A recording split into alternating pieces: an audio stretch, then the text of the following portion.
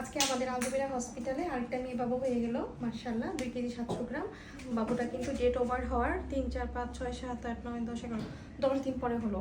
ঠিক আছে, date over করে 10 দিন পরে হলো। অনেকেই ভাবে যে ডেট ওভার হলে হয়তো বা নর্মাল ডেলিভারি হবে না, বাট মাসিক অনুযায়ী যে ডেট ওইটার সাথে যদি প্রথম 3 মাসে আল্ট্রা ডেট ম্যাচিং হয় তাহলে কিন্তু মাসিকের ডেটের সাথে যেটা ইরিটি সে থেকে 14 দিন অপেক্ষা করা যায় যদি বাচ্চার নড়াচড়া ভালো থাকে। যদি দেখা যায় যে আপনার প্রতি ঘন্টায় একবার করে নড়াচড়া করে তাহলে কিন্তু 14 দিন অপেক্ষা করা যায়, মানে 2 সপ্তাহ অপেক্ষা করা যায়। এভাবে অপেক্ষা করলে নর্মাল ডেলিভারি কিন্তু হয়ে যায়। পেশেন্টটা অনেক সাহসী ছিল, সাহসী না থাকলে কখনোই ডেটের পরে আরও 10 দিন অপেক্ষা করতে পারতো না। এখনকার পেশেন্টরা দেখা যায় মানে মোস্ট অফ দ্য পেশেন্টই অনেক বেশি সাহসী এবং নর্মাল ডেলিভারির জন্য কি বলবো মেন্টালি সেট আপ করেই রাখে। তো আলহামদুলিল্লাহ বাবুটার বাড়ি হচ্ছে ঘাটাল। সবাই বাবুর জন্য দোয়া করবেন এবং বাবা মার জন্য দোয়া করবেন।